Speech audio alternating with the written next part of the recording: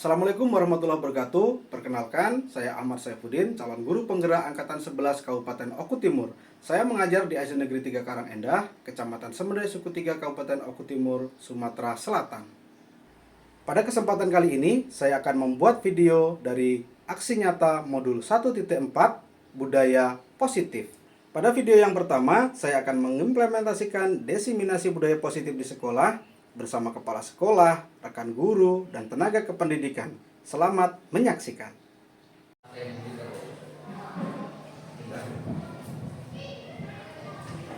Assalamualaikum warahmatullahi wabarakatuh. Waalaikumsalam warahmatullahi wabarakatuh.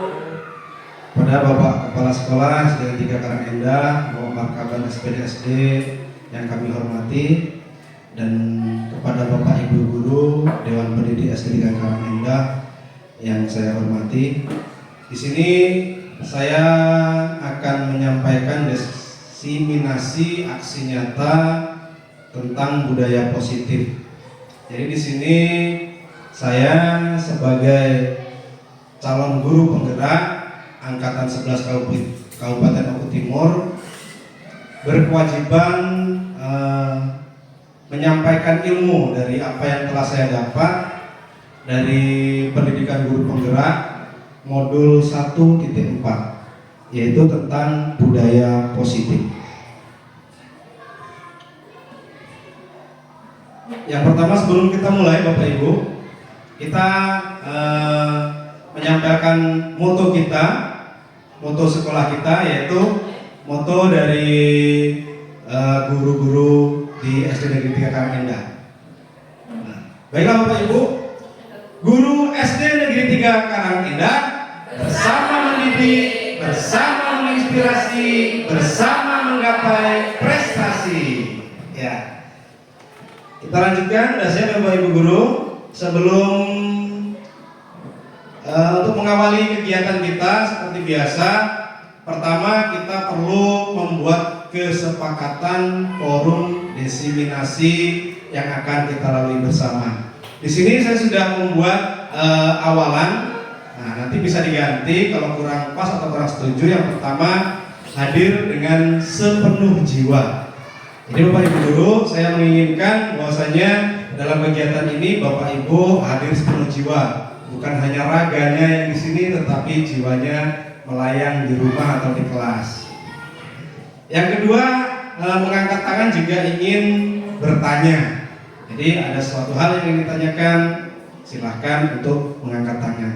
Kira-kira jika ada yang perlu ditambahkan dari Bapak Ibu Guru, silahkan untuk kesepakatan forum kita.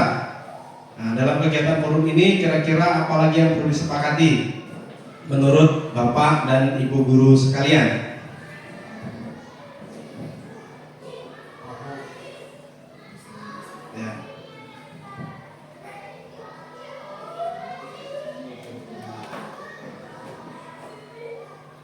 Bu Risa kayaknya yang sering menggunakan handphone, bisa dimasukkan men-silent handphone, kira-kira gimana? Bisa disepakati? Silent handphone? Oke. Untuk yang ketiga, suara HP di silent.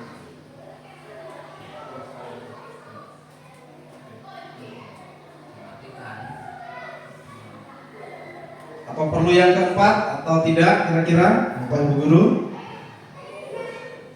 Kira-kira untuk kesepakatan kita di dalam forum ini.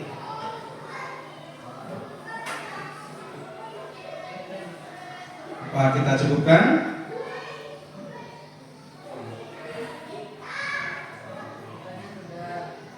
Nah, cukup ya. Jadi tiga ini kesepakatan kita. Yang pertama, hadir dengan sepenuh jiwa dan raga. Yang kedua, mengangkat tangan jika ingin bertanya. Dan mohon suara HP untuk di silent. Oke, kita lanjutkan masuk ke materi kita. Jadi Bapak Ibu Guru, seharusnya sebagai seorang guru itu memiliki kemampuan untuk mewujudkan budaya positif di sekolah. Budaya positif dapat diterapkan dengan menggunakan konsep-konsep inti seperti yang pertama itu ada disiplin positif, yang kedua motivasi perilaku manusia, terus ada keyakinan sekolah atau keyakinan kelas seperti tadi yang kita buat di awal. Terus ada lagi kebutuhan dasar manusia, posisi kontrol atau restitusi, dan segitiga restitusi. Itu adalah materi-materi kita yang akan kita bedah bersama. Untuk materi yang pertama, oke, sebelum kita masuk ke materi pertama, kita ada kegiatan pemantik Bapak Ibu Guru. Jadi dari disiplin positif di sini Bapak Ibu Guru bisa baca, Anda dan teman Anda akan melakukan kegiatan cobalah buka. Anda adalah A, tugas Anda adalah mengepalkan salah satu tangan Anda. Coba Anda bayangkan bahwa ada Anda menyimpan sesuatu yang sangat berharga di dalam kepalan tangan Anda. Anda perlu menjaga benda tersebut sekuat tenaga Anda karena begitu pentingnya untuk kehidupan Anda. Sedangkan tugas B atau rekan Anda adalah mencoba dengan segala cara untuk membuka kepalan tangan Anda. Teman Anda B boleh membujuk, menghardik, mengintimidasi, memarahi, menggoda, menggelitik, bahkan menawari Anda uang agar Anda bersedia membuka kepalan tangan Anda.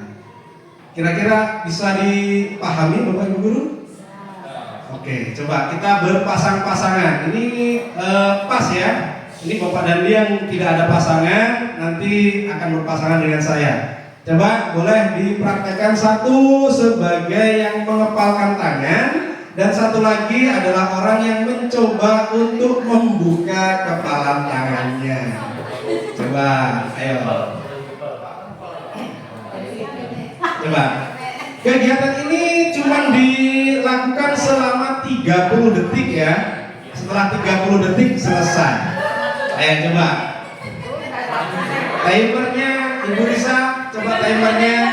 Timer 30 detik. Oh, Bapak olahraganya pakai timer. Pak Sudianto. Sudah siap timernya Pak Sudianto? Belum. Oke. Kita menyiapkan timernya 30 detik. Ayo, udah siap? Ayo mandi. Siapa yang kepal? Ya. 1, 2, 3. Silakan dilakukan. Ayo. Boleh dirayu, boleh diiming-iming uang, boleh dihardik, boleh apa agar kawannya mau membuka kepalan tangan. Ayo. Ayo, kira-kira. Boleh dirayu, boleh digelitik, boleh apa? Ayo. Boleh. Gimana waktunya? Gimana waktunya? Oh, Ibu Ranti sudah selesai membuka. Habis waktunya. Oke.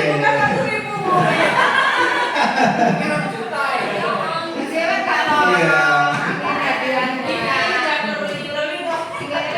Ya, kita coba selanjutnya apa yang Anda dapat pelajari dari kegiatan tersebut. Namun sebelumnya kita coba komentar dari Ibu Suranti dulu. Tadi yang satu-satunya guru yang mampu membuka kepalan tangan kawannya. Coba Ibu Suranti, gimana komentarnya? Apa yang dilakukan? Ya, kok bisa membuka? Yang lain belum bisa. Silakan monggo.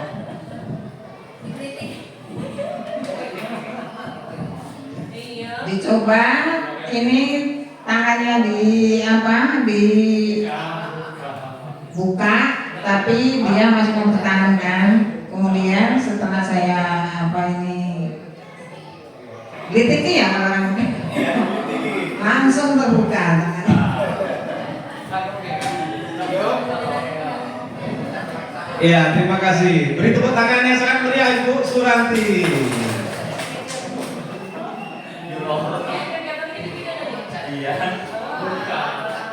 Yang selanjutnya apa yang dapat Anda pelajari dari kegiatan tersebut? Kira-kira siapa dari Bapak Ibu yang berkenan menjawab? Apa sih yang dapat Anda pelajari dari kegiatan tersebut tadi? Ayo, kira-kira siapa yang berkenan menjawab?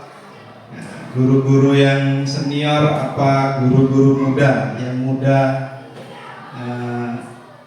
yang lebih ini katanya energi.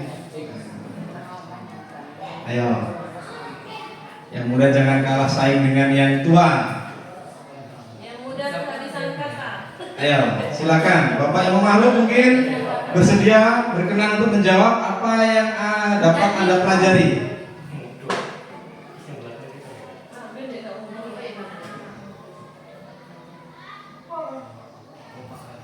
Ayo.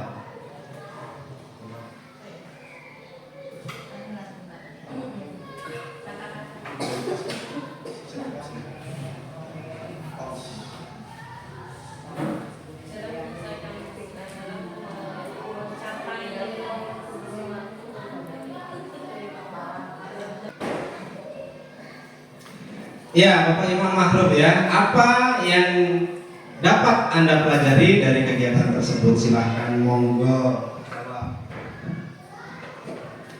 Dari kegiatan tersebut dapat saya ambil bahwasannya kerjasama dan kelompok dapat menghasilkan sesuatu yang sangat berguna dan bermanfaat bagi kita semua. Ya, beri tepuk tangan. Ya, bagus sekali ya, Bapak Ibu ya. Dari kegiatan kerjasama itu banyak yang akan kita dapatkan. Seperti itu kurang lebih kira-kira ya. Lanjut kita ke materi yang pertama tentang disiplin positif. Jadi Bapak Ibu guru, makna kata disiplin. Sebelum kita lebih jauh tentang maknanya, sekarang ada pertanyaan. Ketika mendengar kata disiplin, apa yang terbayang di benak Anda dan apa yang terlintas di pikiran Anda? Coba kira-kira Bapak Ibu, ketika mendengar kata disiplin, apa sih yang terbayang kira-kira? Ayo, ada nggak yang berkenan menjawab? Ya, Bapak Dandi, coba silahkan, monggo jawab. Ya baiklah, kalau menurut saya itu adalah ketepatan waktu dan bertanggung jawab. Ya, beri tepuk tangan yang sangat meriah. Jadi menurut kata Pak Dandi, kalau mendengar kata disiplin itu ada ketepatan waktu dan bertanggung jawab, itu sangat luar biasa sekali. Kita lanjutkan. Kebanyakan orang akan menghubungkan kata disiplin dengan tata tertib atau aturan atau kepatuhan pada peraturan-peraturan disiplin yang sering dihubungkan dengan hukuman.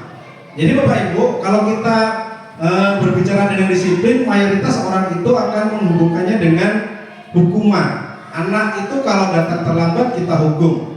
Anak kalau tidak mengerjakan PR kita hukum. Anak mengerjakan kesalahan, melakukan kesalahan kita hukum. Nah, di sini Bapak Ibu guru, dalam budaya kita sebenarnya makna disiplin itu berbeda dengan hukuman atau ketidaknyamanan. Jadi disiplin positif itu lebih ke arah disiplin diri yang dapat mengontrol diri dalam melakukan segala tindakan. Disiplin diri dapat membuat murid memahami dan menyadari berdasarkan motivasi internal, bukan akibat paksaan, pujian, atau hukuman. Jadi kita diarahkan untuk membangun keyakinan diri murid, kesadaran diri murid. Jadi disiplin karena berasal dari dirinya sendiri, kesadaran mereka sendiri. Bukan karena terpaksa, bukan karena faktor dari eksternal, faktor-faktor dari luar.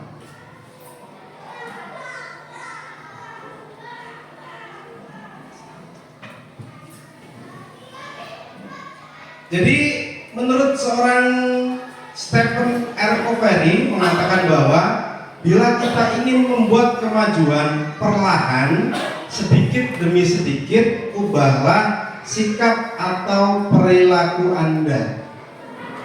Jadi kalau kita ingin merubah dari yang biasa menghukum ke disiplin positif, itu biasanya kita harus melakukannya dari sekarang dan dari sedikit demi sedikit. Karena namanya kebiasaan itu kalau mau dirubah secara total, secara langsung, itu biasanya akan lebih susah. Di sini ada 2 kolom. Yang pertama ada stimulus respon dan teori kontrol, Bapak Ibu. Jadi yang pertama, realitas kebutuhan kita itu sama. Jadi menurut respon orang-orang, kebutuhan kita itu sama. Tapi menurut teori kontrol, itu kebutuhan kita berbeda. Terus menurut respon, semua orang itu melihat yang sama, melihat hal itu dari sudut pandang yang sama. Sedangkan dari teori kontrol itu setiap orang memiliki gambaran yang berbeda-beda. Terus yang selanjutnya, perilaku buruk itu dilihat sebagai suatu kesalahan. Itu menurut stimulus respon. Sedangkan menurut teori kontrol, semua perilaku itu memiliki tujuan. Jadi ini nanti akan diterangkan di slide selanjutnya, Bapak Ibu Guru. Jadi tentang setiap perilaku manusia itu sebenarnya ada tujuannya. Kenapa dia berbuat salah, kenapa dia berbuat buruk, itu ada tujuannya.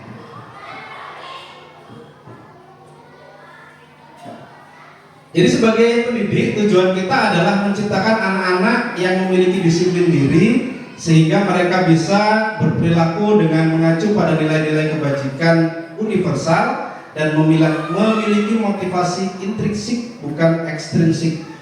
Jadi dia pengen berangkat pagi, dia pengen belajar dan lain sebagainya, itu karena kemauan dia, bukan karena dorongan dari luar, karena adanya paksaan, karena mau dihukum dan lain sebagainya.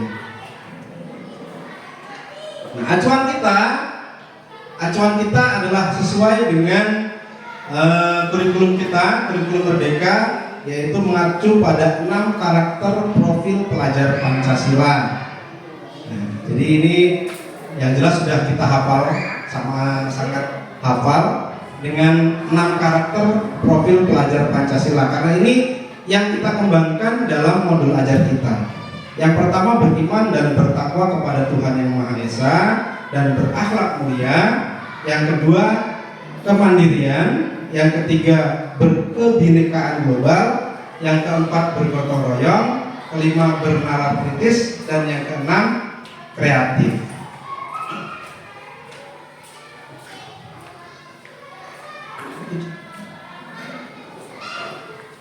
Baik Bapak Ibu Guru, kita lanjut ke materi 2, yaitu adalah motivasi perilaku manusia. Ini yang sudah saya katakan tadi, bahwasanya pertanyaan pemantiknya, apa yang terbersit dalam pikiran Bapak Ibu saat mendengar kata motivasi perilaku manusia? Kira-kira apa yang terbayang di pikiran Bapak Ibu jika mendengar kata motivasi perilaku manusia? Ayo, kira-kira siapa yang berkenan menjawab? Ya, Ibu Sunarti, monggo Bu. Motivasi perilaku manusia, Bu. Motivasi adalah suatu dorongan untuk melakukan sesuatu. Iya, jawaban yang sangat luar biasa, beri tepuk tangan dulu. Jadi sangat benar sekali ya Bu Ibu ya. Jadi motivasi itu adalah dorongan. Dari tadi yang saya utarakan bahwasanya ada motivasi yang berasal dari luar dan ada motivasi yang berasal dari dalam diri kita sendiri. Jadi ada 2 jenis motivasi yang kita ketahui. Ada yang dari luar, dari orang lain, karena kita ingin mendapatkan pujian, mendapatkan hadiah, mendapatkan penghargaan. Itu adalah motivasi ekstrinsik yang dari luar. Tapi kalau motivasi itu karena kesadaran diri kita sendiri, kita tidak mengharapkan hal-hal dari luar, itu adalah intrinsik. Itu berasal dari dalam diri kita sendiri.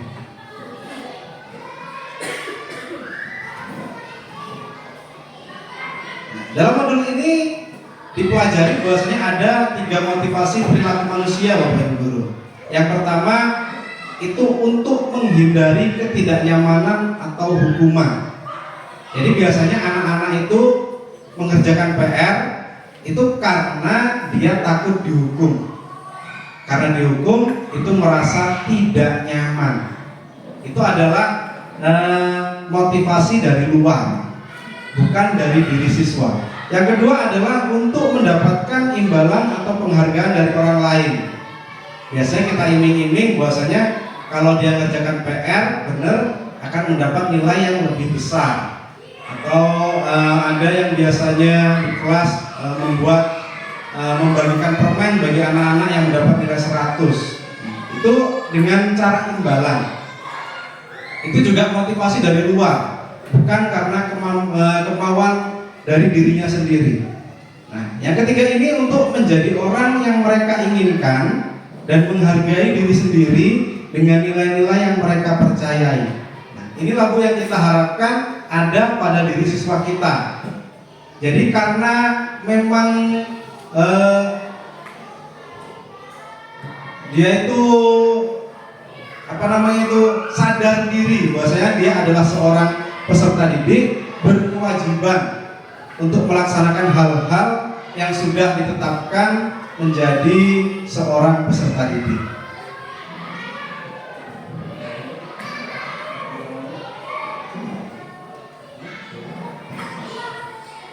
Teori motivasi, hukuman, dan penghargaan restitusi. Di sini kita ada hal kalimat yang mencengangkan dihukum oleh penghargaan. Menurut Erstappen ya, sebenarnya penghargaan itu adalah hukuman. Jadi kalau kita menyuruh anak kita dengan iming-iming akan memberikan imbalan, ya itu adalah hukuman. Kenapa kok hukuman Bapak Ibu? Karena mereka tidak akan melakukan itu jika mereka tidak mendapatkannya. Jadi ini bisa kita terapkan baik di sekolah maupun di rumah dengan anak-anak kita. Contoh, ya, biasanya orang tua pada saat bulan Ramadan, kalau anak mampu berpuasa 30 hari penuh, maka akan saya kasih sepeda, akan saya kasih uang, akan saya berikan HP. Nah, itu adalah sebuah imbalan. Jadi biasanya anak tidak akan melakukan sesuatu hal kalau tidak diberi sesuatu. Gitu. Jadi kedepannya kurang bagus untuk motivasi dalam diri dia sendiri. Dia tidak akan mau melakukan kecuali ada imbalannya. Jadi kita mendidik di sekolah pun sama. Sebenarnya anak itu sedang kita hukum jika anak itu kita iming-imingi imbalan untuk melakukan sesuatu agar dia mau mengerjakan PR, agar mereka mau berangkat lebih pagi, lebih awal, dan lain sebagainya. Nah, seharusnya kita tidak memberikan imbalan, tapi memberikan pengertian kepada mereka bahwasanya itu adalah kewajiban mereka sebagai peserta didik.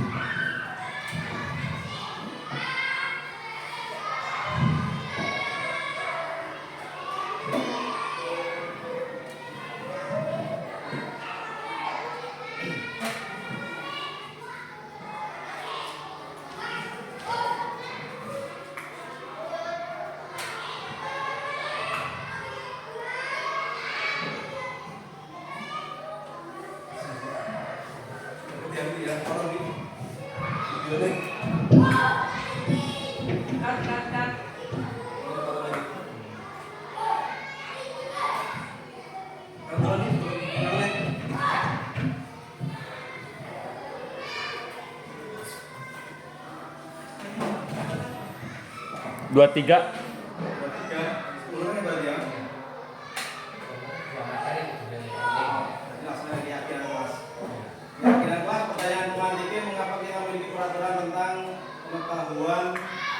Penggunaan helm pada saat mengendari.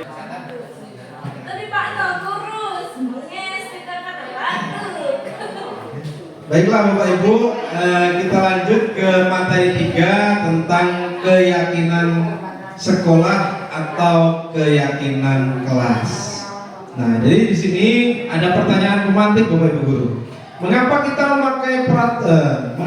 memiliki peraturan tentang penggunaan helm pada saat mengendarai kendaraan roda 2 atau motor? Pertanyaan kedua, mengapa kita memiliki peraturan tentang penggunaan masker dan mencuci tangan setiap saat? Kira-kira siapa yang berkenan menjawab?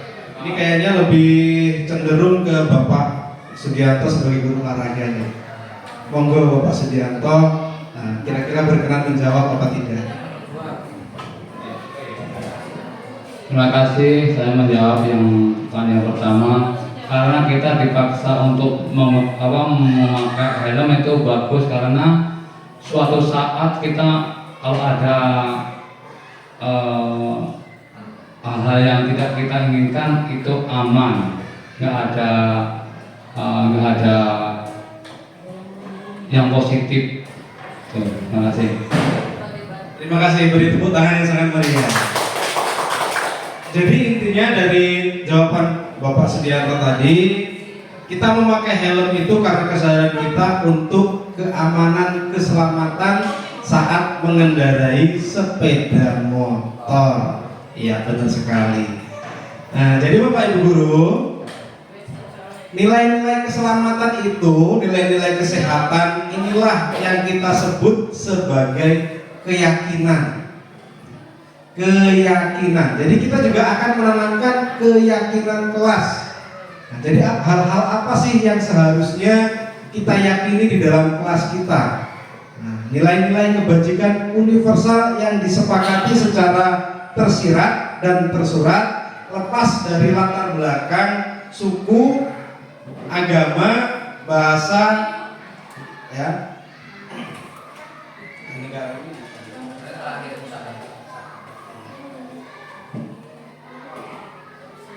Dalam pembentukan keyakinan kelas Bapak Ibu guru, nanti kita bisa terapkan di kelas kita masing-masing, ya. Jadi untuk membuat keyakinan kelas ini nantinya saya berharap seperti yang sudah saya buat di tempat saya sendiri itu di pojok. Itu apa sih poin-poinnya untuk membuat keyakinan kelas? Yang pertama, keyakinan kelas itu bersifat lebih abstrak daripada peraturan yang lebih rinci dan konkret. Yang kedua, keyakinan kelas berupa pernyataan-pernyataan universal.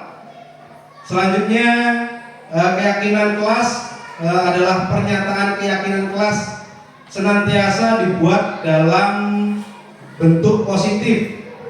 Keyakinan kelas juga hendaknya tidak perlu banyak hingga mudah diingat dan dipahami oleh semua warga kelas. Keyakinan kelas juga sebaiknya sesuatu yang dapat diterapkan di lingkungan tersebut. Terus semua warga kelas hendaknya ikut berkontribusi dalam pembuatan keyakinan kelas.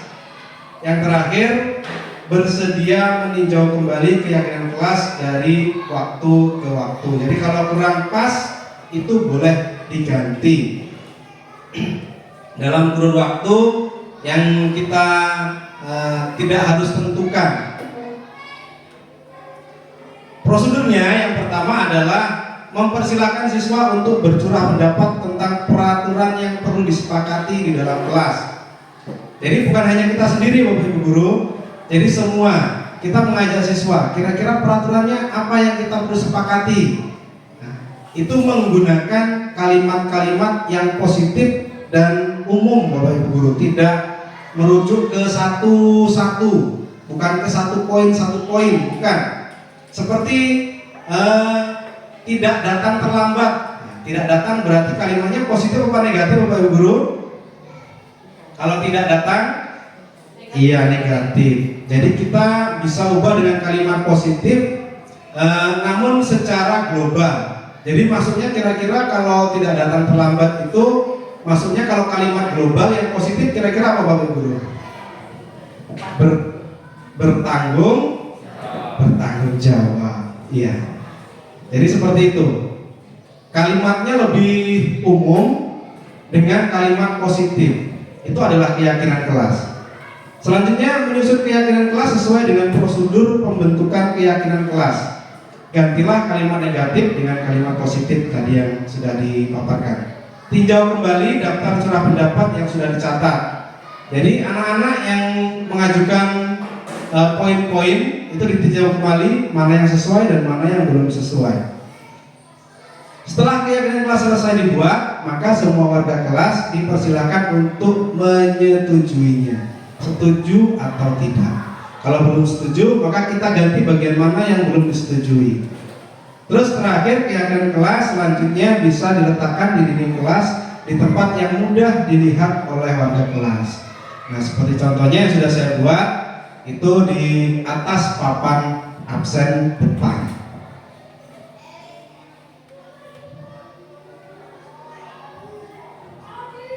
Baik Bapak Ibu Guru, kita masuk ke poin 4 tentang kebutuhan dasar manusia. Di sini ada 5 kebutuhan dasar manusia. Yang pertama adalah kebutuhan untuk bertahan hidup, merasa diterima, kebebasan, kesenangan, dan penguasaan. Jadi 5 kebutuhan dasar hidup inilah yang apabila tidak terpenuhi salah satunya, biasanya anak atau orang-orang itu akan berperilaku yang menurut kita aneh atau nyeleneh. Biasanya kita menyebutnya anak menjadi nakal dan lain sebagainya. Kadang-kadang itu karena ada salah satu kebutuhannya yang belum terpenuhi.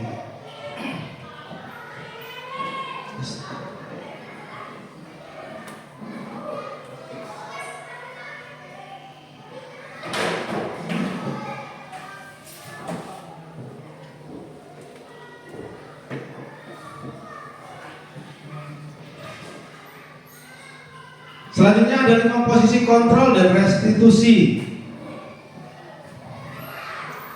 Bapak Ibu kalau mendengar kata kontrol, apa sih kira-kira itu kontrol?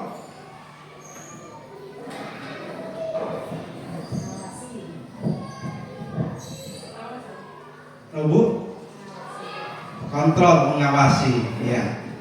Jadi luar biasa sekali. Kontrol dalam konteks pendidikan dan manajemen kelas itu mengacu pada upaya guru untuk mengarahkan, mengatur, dan mengendalikan perilaku siswa agar sesuai dengan aturan atau norma yang telah ditetapkan. Biasanya kontrol itu disandingkan dengan restitusi, yaitu adalah pendekatan yang lebih reflektif dan berfokus pada pemulihan. Dalam pendekatan ini, ketika seorang siswa melanggar aturan atau membuat kesalahan, yaitu tujuannya adalah membantu siswa memahami dampak dari tindakan memperbaiki kesalahan tersebut dan belajar bagaimana untuk membuat pilihan yang lebih baik. Jadi Bapak Ibu Guru, jika siswa melakukan kesalahan, nah, kita lihat dulu kebutuhan mana dari anak tersebut yang tidak terpenuhi. Kemudian kita tanya, hal apa yang membuat dia melakukan hal-hal negatif tersebut. Selanjutnya baru kita kembalikan kepada restitusinya, kepada hal yang baiknya. Kita arahkan kepada dia bahwasanya itu adalah pilihan yang kurang tepat. Kita juga meyakini kepada dia bahwasanya kodrat manusia itu adalah tempatnya salah. Jadi mari kita perbaiki kesalahan yang telah kita perbuat. Itu adalah gunanya dari kontrol dan restitusi Bapak Ibu Guru. Jadi mengacunya pada kebutuhan dasar manusia. Dan bagian terakhir dari materi kita itu adalah segitiga restitusi. Ini adalah untuk penanganan siswa yang melakukan pelanggaran.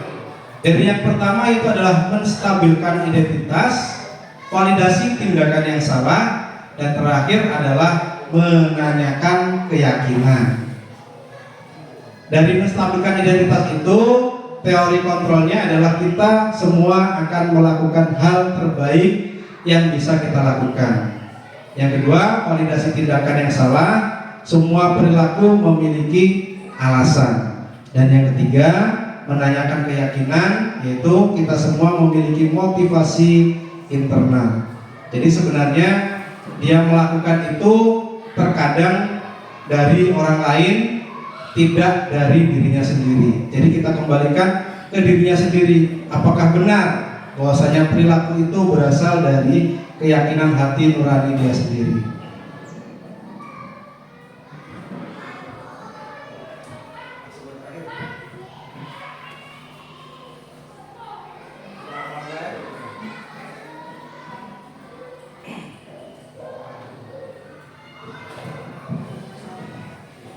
Jadi langkah-langkah yang kita ambil Bapak Ibu Guru dari menstabilkan identitas itu memberikan pengertian pada anak dengan cara mengatakan kalimat-kalimat seperti berikut. Bapak Ibu bisa menggantinya, ini hanya sebagai contoh saja. Sebagai manusia berbuat salah itu wajar nak, tapi kita bisa menyambung kalimat ini. Terus atau tidak ada manusia yang sempurna. Jika kamu melakukan kesalahan, maka ini adalah kita bisa menyambung kalimat-kalimat ini dengan sesuai peraturan apa yang dilanggar oleh anak tersebut. Itu untuk contoh saat menstabilkan identitas. Selanjutnya untuk validasi tindakannya, kita bisa menanyakan kepada anak juga. Validasi tindakan yaitu adalah menurut teori kontrol, semua tindakan manusia baik atau buruk pasti memiliki maksud dan tujuan tertentu. Maka kita perlu menggali lebih dalam dengan menanyakan, memberi beberapa pertanyaan pada anak. Contohnya, padahal kamu bisa melakukan hal yang lebih buruk dari itu, namun kamu pasti punya alasan mengapa melakukan hal itu. Nah itu, jadi umpama ada anak berkelahi, kamu kenapa nak berkelahi? Paman, karena dia mengambil pena saya pak, jadi saya tendang. Tapi untung cuma kamu tendang ya, padahal kamu bisa saja melakukan hal itu lebih jauh karena kamu marah.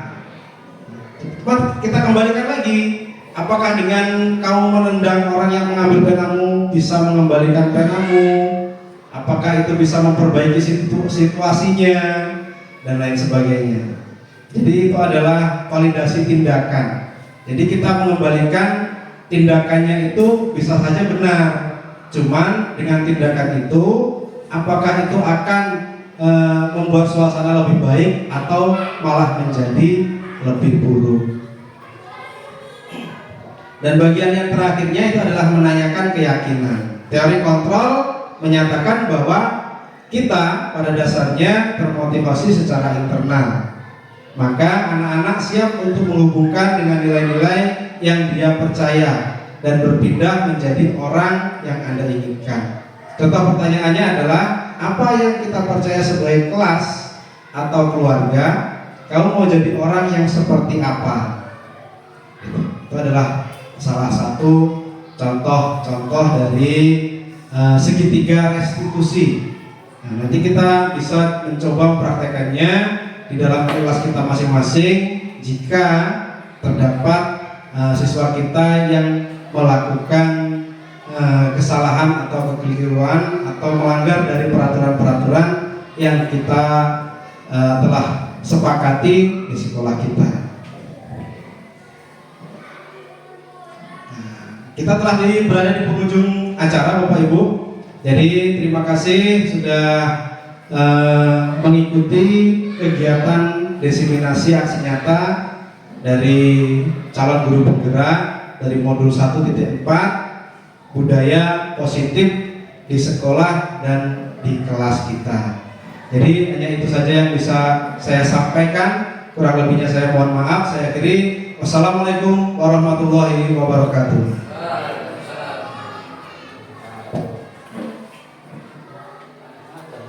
Baiklah, selanjutnya pengalaman saya dalam menerapkan budaya positif di kelas, yaitu membuat keyakinan kelas bersama peserta didik. Ini dia. Assalamualaikum warahmatullahi wabarakatuh. Waalaikumsalam warahmatullahi wabarakatuh. Baiklah, hari ini kita akan kembali membuat keyakinan kelas, karena keyakinan kelas yang lama itu sudah kurang sesuai dengan keadaan kita sekarang. Sebelum kita membuat keyakinan kelas, masih semangat pagi hari ini? Masih. Kok semangat?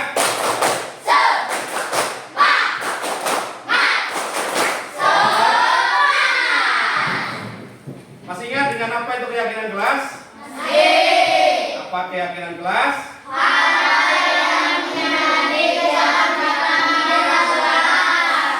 Jadi hal-hal yang kita sepakati, apa yang akan kita lakukan, aturan-aturan di dalam kelas. Jadi yang membuat ini adalah kita semua, ya. Nanti poin-poinnya apa saja yang mau kita setujui. Oke? Seperti biasa, Bapak akan membagikan post-it, ya. Silahkan tulis poin yang kalian inginkan, kira-kira yang mau kalian sepakati apa di dalam kelas, ya. Jadi poin-poinnya silahkan ditulis, ya. Boleh 1, boleh 2, boleh 3. Akila, bantu Bapak kasihkan untuk yang perempuan.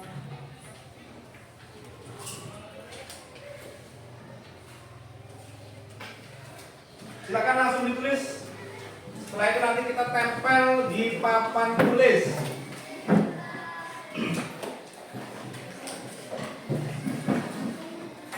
Sudah. Jadi nanti yang sudah selesai boleh langsung ditempel di papan tulis, ya. Kalau post-itnya udah nggak lengket lagi, boleh memakai lakban post-it ini, ya. Jadi nanti kalian silakan tempel. Bagi yang sudah selesai boleh langsung ditempelkan. Ayo. Siapa yang mau duluan menempelkan?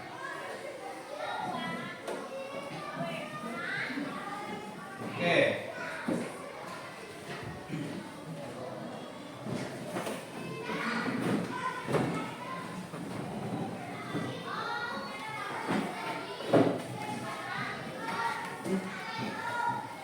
Ya.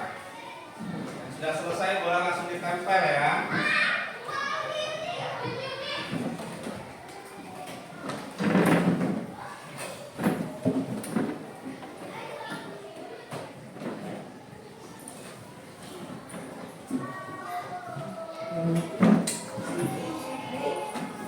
Boleh di bawahnya, jangan terlalu panjang.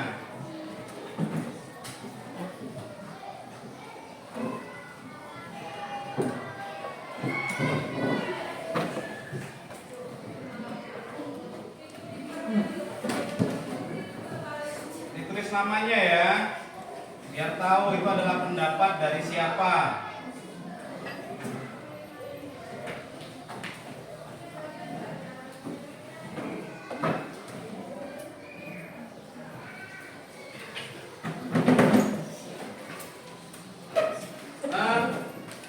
Hakim, bantu Bapak lengket-lengket ini nih,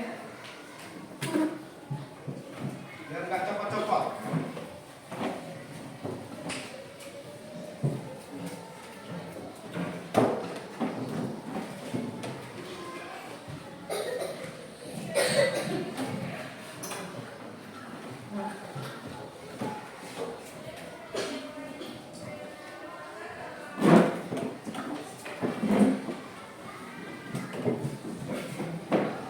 Gimana? Sudah semua? Sambil nempel, ya. Si Hakim nempel sambil saya bacakan, ya. Biar tidak terlalu lama.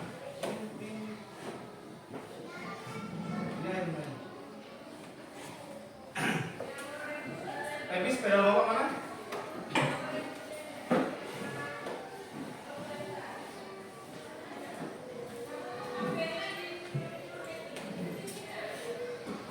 Oke, kita akan mengelompokkan dari hasil pendapat kalian, ya. Dari pendapat-pendapat kalian nanti kita kelompokkan, kita jadikan satu, ya. Kita rangkum karena tidak perlu banyak-banyak biar kalian tetap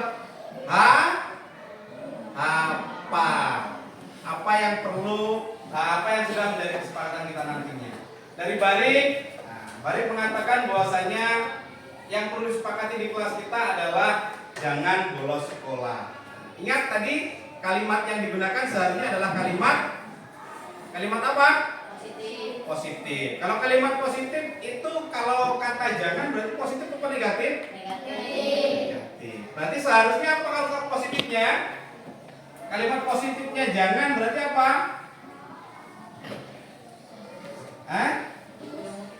Kalimat positifnya jangan.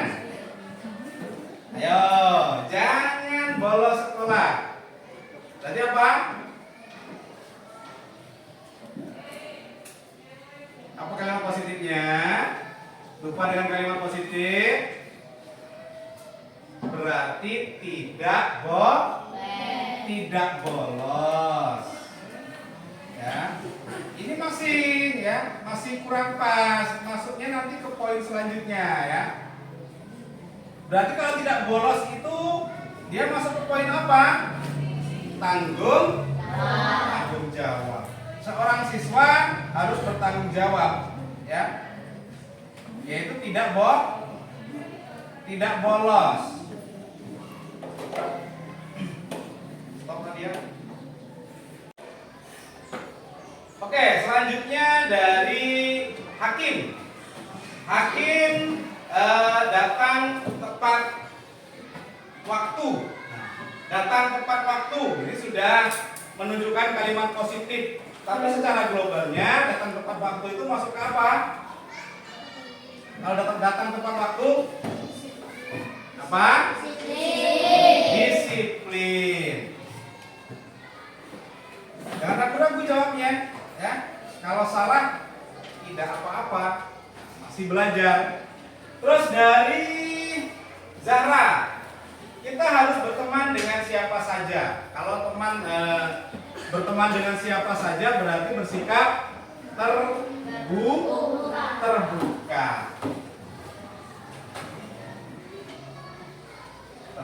Jadi benar ya, seharusnya kalian itu jangan memilih-milih teman, ya. Baik dari sukunya, baik dari agamanya, ya. Jadi semuanya adalah teman. Oke, dari Fauzan, jangan membuang sampah di laci meja. Ini jangan itu kalimat positif atau negatif? Negatif. Jadi seharusnya apa kata-kata yang positif? Tidak boleh juga kok negatif. Berarti apa? Jagalah kebersihan. Berarti maksudnya kemana ini? Ayo. Maksudnya apa kalau tidak membuang sampah? Tanggung jawab. Terus selanjutnya, Akila, piket kelas. Melaksanakan piket kelas. Maksudnya kemana? Ayo, disiplin apa tanggung jawab? Piket kelas itu disiplin apa tanggung jawab? Tanggung jawab. Kebersihan kelas itu adalah tanggung jawab dari seluruh warga kelas ini. Siapa warga kelas? Kita semua. Oke, kita lanjutkan dari Putri. Tidak berantem. Kalau tidak berantem berarti itu kalimat positif apa negatif? Negatif. Sebenarnya tidak berantem itu masuk ke poin mana?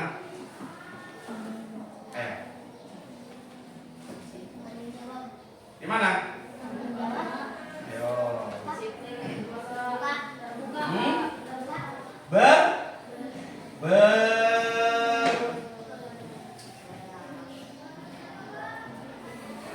Apa?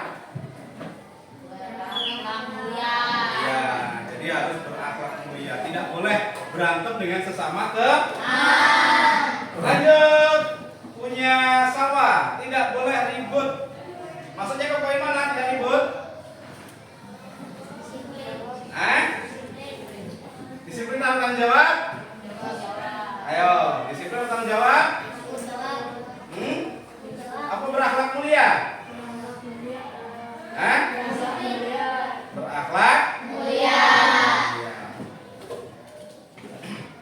Jadi kalau kalian berakhlak mulia, itu mentaati apa yang sudah menjadi ketentuan. Kalau di dalam kelas berarti tidak ribut. Kita lanjut. PK rapi, tidak ribut dalam kelas sama ya.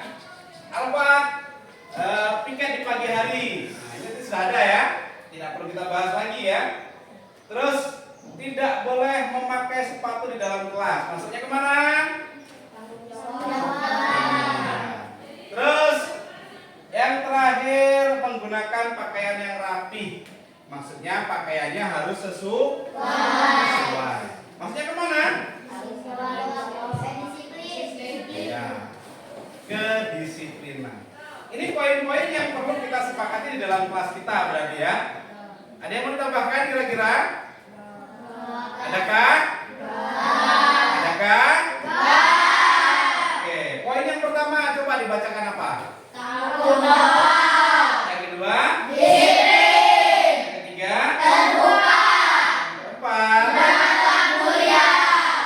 Ini adalah poin-poinnya. Nanti anakan poinnya adalah ini, nanti kita akan sematkan, kita buat lagi secara bersama-sama ya. Kita buat dalam sebuah karton seperti biasa, kita hias, lalu kita tempelkan di depan. Kira-kira dengan poin-poin ini setuju atau tidak? Setuju. Semuanya setuju? Setuju. Oke, jadi ini adalah poin yang perlu kita sepakati bersama dan kita akan laksanakan selama proses pembelajaran di kelas 6. Kelas berapa kita? 6. Oke, jadi ini adalah poin yang telah kita sepakati. Untuk pembuatan keyakinan kelas kita cukupkan sekian. Bapak akhiri, wassalamualaikum warahmatullahi wabarakatuh.